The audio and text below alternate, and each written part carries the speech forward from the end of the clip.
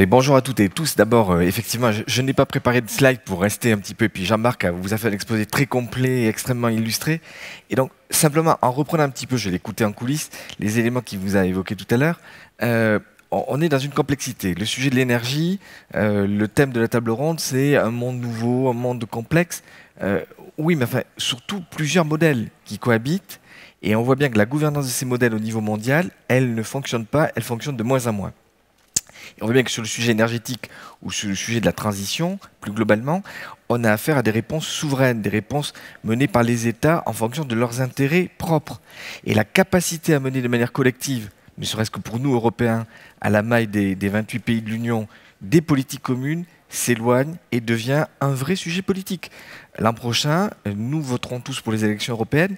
Quels vont être les programmes des partis politiques sur ce sujet de l'énergie? Aujourd'hui, bien difficile de le dire, sachant que nous avons eu dans les années passées des ambitions, dans les années 90-2000, et aujourd'hui, les discours s'écartent. Et le meilleur symbole a été la décision allemande de mars 2011 de sortir du nucléaire, qui a été une décision prise rapidement, qui était préparée depuis les années 2001 dans les partis politiques allemands, mais qui a été prise sans concertation aucune avec les pays voisins. Vrai problème de gouvernance pour une Union européenne qui, par ailleurs, dans le traité de Lisbonne, avait introduit un article pour traiter des questions européennes d'énergie, notamment des questions de réseau. Donc, question mondiale, Jean-Marc Jancovici l'évoquait, oui, le réchauffement climatique, ça n'est pas une utopie, c'est une réalité. Les experts du GIEC vont dans quelques jours remettre leur diagnostic. On est sur des écarts de plus 0,8, plus 1% par rapport à ce qui était envisagé comme limite maximale. Et en même temps, réponse locale, réponse nationale, réponse égoïste, aurais-je envie de dire. Alors, aussi en introduction, un mot sur peut-être aussi ce concept de transition énergétique. Ce mot transition, il nous vient des Allemands. Energiewende, en allemand, ça veut dire Wende, le tournant. Et ce mot transition, c'est un mot valise, puisque selon les pays, on y donne un sens très particulier.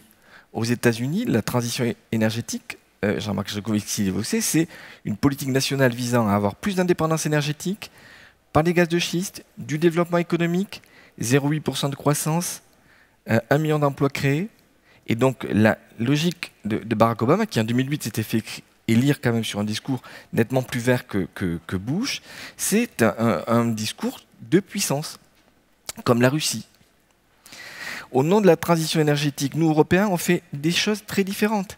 La transition énergétique amène les Polonais et les Anglais à revenir au nucléaire. Les Allemands l'abandonnent, on l'a vu tout à l'heure, et les Français, eux, ça a été confirmé vendredi par le président de la République et le Premier ministre, ont décidé d'aller vers une modération du mix énergétique avec un passage de 75% du nucléaire à 50%. Donc vous voyez, un concept très compliqué, d'autant plus si on introduit l'élément qui a été évoqué tout à l'heure, si la transition énergétique, c'est émettre moins de CO2, de ce point de vue-là, on part en France avec des atouts considérables. Puisque, je vous le rappelle, l'hydraulique, historiquement, et le nucléaire depuis 1974, ce sont des énergies décarbonées. Alors, par contre, c'est vrai que ça a été évoqué tout à l'heure, la vraie question, c'est des énergies fossiles. Un chiffre qui n'a pas été évoqué, 60 milliards d'achats de pétrole et de gaz, ça grève nos budgets de manière lourde. Et donc, ça veut dire qu'un des éléments à mettre en avant, c'est toute cette partie-là, les transports, l'habitat. Vous avez vu qu'un effort a été décidé à travers la fiscalité sur l'habitat. Ça va dans la bonne direction parce que souvent le débat sur la transition, en tout cas ce qui a été fait au premier semestre, se polarise sur l'électricité. Et l'électricité est un des segments sur lesquels, en tout cas notre pays, n'est pas tellement en retard. Deux sujets sur lesquels moi j'aimerais mettre l'accent peut-être en quelques minutes, c'est un sujet qu'on oublie souvent, c'est le sujet de la précarité ou de la pauvreté énergétique. Et puis aussi un sujet qui est plus lié à mes fonctions non pas académiques, mais à mes fonctions à ERDF, c'est la problématique des réseaux. Alors le sujet de la précarité ou de la pauvreté énergétique, on l'oublie, et pourtant, quelques chiffres. Aujourd'hui, on a sur la planète 1,3 milliard d'individus, donc 20% de la population mondiale, qui n'ont pas accès à l'électricité. On a 2,8 milliards de citoyens du monde qui continuent à se chauffer ou à cuisiner avec du bois, ou d'autres types de biomasse d'ailleurs, qui peuvent générer des cancers et des maladies graves.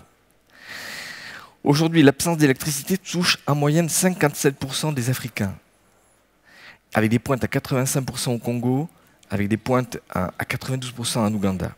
Et un seul chiffre pour vous montrer ce monde qui est complètement bizarre, qui fonctionne de manière non pas cohérente. Les 20 millions d'habitants de l'État de New York consomme en matière d'électricité l'équivalent des 800 millions d'habitants de l'Afrique subsaharienne. 20 millions, 800 milliards. Et pourtant, j'ai essayé, dans un travail que j'ai mené avec mes étudiants, de chiffrer un petit peu le coût. Si on se disait, allez, on est au Havre, on parle d'économie positive, on parle de l'avenir demain, on se dit, ben, l'homme, il pourrait être au milieu de tout ça. Le coût, si on voulait régler cette question d'ici 2030, serait de l'ordre de 48 milliards de dollars. 48 milliards de dollars, si on fait un comparatif, c'est l'équivalent de 128 Airbus A380. Est-ce qu'on se met à un moment donné dans un débat sur est-ce qu'on ne fait pas une action mondiale prioritaire sur l'accès à l'énergie? Ça n'est pas de l'utopie, ça n'est pas du rêve. Mais est-ce que si on considère que l'énergie, notamment l'électricité, est un facteur de développement, il n'y a pas un minimum à envisager qui permettrait à chaque citoyen de la planète de pouvoir fonctionner avec un minimum d'éléments? Alors l'Europe, elle a été, si je tiens ce discours qui est un petit peu, Jean-Marc évoquait tout à l'heure Nietzsche, c'est un discours qui est volontiers un discours kantien, hein, un discours positif sur l'évolution de l'humanité, c'est parce que profondément l'Europe, elle a été à l'avant-garde de tout ça. Elle a mis en place une politique d'aide humanitaire, de développement, notamment en matière énergétique, considérable, et jusqu'à ces dernières années, elle a aidé beaucoup de pays, notamment africains, à se développer et à avoir des programmes énergétiques qui tiennent la route. Le seul problème, c'est que l'Europe, elle a été elle-même rattrapée par la précarité énergétique. Aujourd'hui, on évalue entre 50 et 125 le nombre de citoyens européens qui ont des difficultés à payer leurs factures d'électricité et de gaz, notamment l'hiver. 50 et 125. Pourquoi on n'a pas un chiffre plus précis?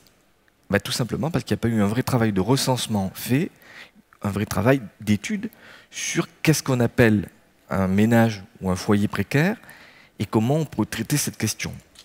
Méfions-nous des clichés. On a l'habitude, nous Français, de considérer qu'on est à l'avant-garde de ces notions de traitement de questions sociales. Le seul pays européen à avoir travaillé sur la précarité énergétique, c'est les Anglais. Quand Tony Blair arrive au pouvoir, il a inscrit dans son programme le fait de définir la précarité et la pauvreté énergétique de manière simple. 10% des revenus d'un ménage consacré à des dépenses d'énergie déterminent un seuil de précarité à partir duquel les opérateurs sont encouragés à accorder des concours et des aides qui permettent aux gens de s'en tirer un petit peu mieux. Nous avons un début d'approche en France dans une loi récente qui a 2 ans, mais pour l'instant, le sujet n'est pas pris en main. C'est même un petit peu en train de se dégrader. C'est-à-dire que nous avions en 2000, une loi a été votée en février 2000 qui crée une contribution au service public de l'électricité qui est traitée de manière majeure la question de la précarité. Aujourd'hui, le volume des aides vers les plus démunis va décroissant. Dans le vrai sujet, en plus, quand on rentre dans la complexité un petit peu de la tarification, est-ce que c'est par le tarif qu'on règle ça? Le tarif, il touche tout le monde. Donc si vous utilisez l'arme tarifaire, est-ce que vous traitez la question? Deuxième sujet, si on revient un petit peu dans notre pays, quel est le bon niveau de pertinence pour traiter ça?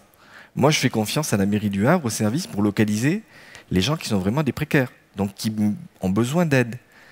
Et en même temps, on voit bien qu'il faut qu'il y ait des mécanismes nationaux de traitement du sujet.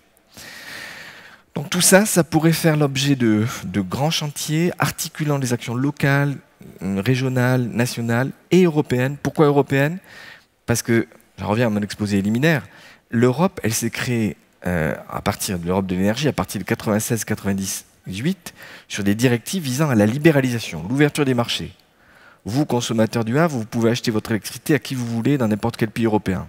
C'est un rêve, c'est une utopie qui fonctionne. Oui, qui fonctionne, oui, le marché, il est là, les interconnexions fonctionnent, mais qui en même temps n'a pas amené à des choix fondamentaux pour les consommateurs, en tout cas pas des choix systématiques de baisse des coûts. Donc le gros problème aujourd'hui de l'Europe quand on envisage le marché intérieur de l'énergie, il n'a pas été fondamentalement, il n'a pas amené de manière significative dans tous les pays une baisse des prix. Et on avait fait rêver le consommateur à la fin des années 90, au début des années 2000 là-dessus, et malheureusement on n'est pas au rendez-vous. La réponse à la pauvreté, elle est européenne parce qu'elle doit s'articuler avec cette notion de marché intérieur. L'Europe, elle fonctionne, pour ceux qui sont des Européens dans la salle, sur 2 pieds.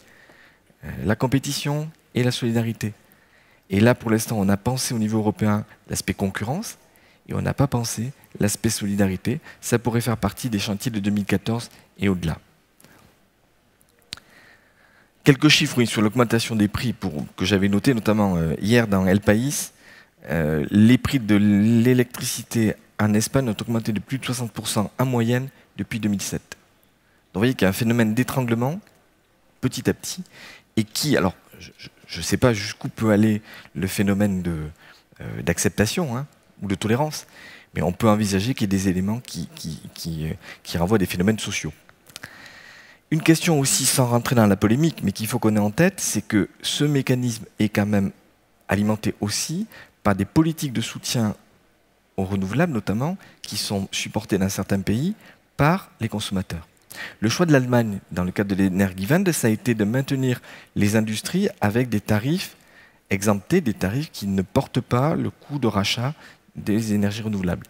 Et donc, de facto, le tarif de rachat des renouvelables est porté par le consommateur. 5,3 centimes d'euros sur la facture allemande de plus l'an dernier. Commissaire européen à l'énergie allemand lui-même, Günther Oettinger, dit 8-9 centimes d'euros de plus à perspective des prochaines années. La simple question que je pense qu'il faut en ait en tête, nous sommes tous convaincus qu'il faut aller vers un développement important des ENR pour régler la question de la décarbonation, et en même temps le coût de cette transition n'est pas comme ça un facteur qu'on doit mettre derrière.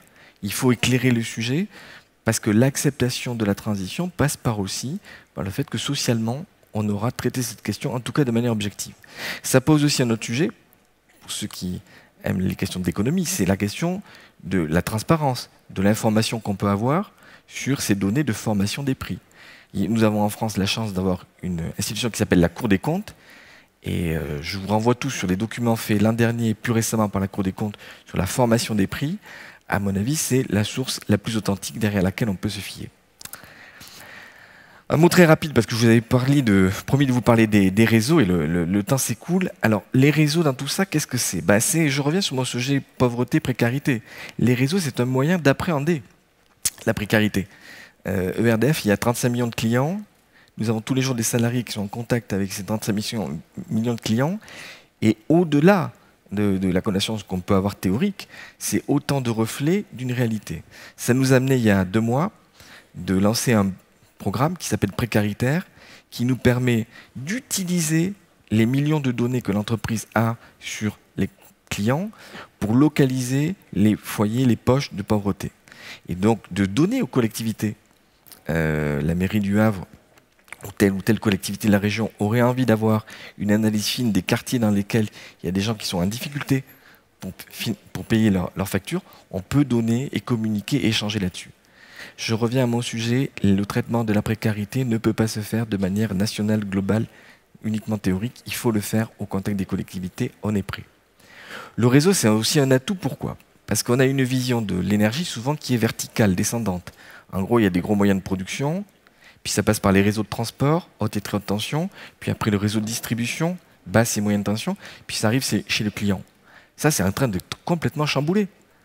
Est-ce que vous savez, ici dans cette salle, que depuis 5-6 ans, il y a une multiplication colossale des raccordements par le bas, par le réseau de distribution, de l'éolien, du photovoltaïque?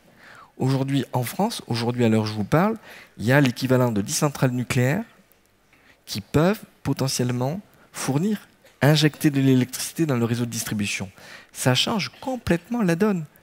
Le réseau, souvent on emploie le mot, et c'est un mot un peu à la mode, les réseaux intelligents, les smart grids. Mais le réseau, il a déjà dû faire preuve d'intelligence pour gérer cette transition écologique-là, qui est fondamentale. Ça n'est pas un système dans lequel les automates n'ont pas leur place. Le réseau moyenne tension s'est équipé ces dernières années de 100 000 automates pour pouvoir gérer des flux de plus en plus complexes.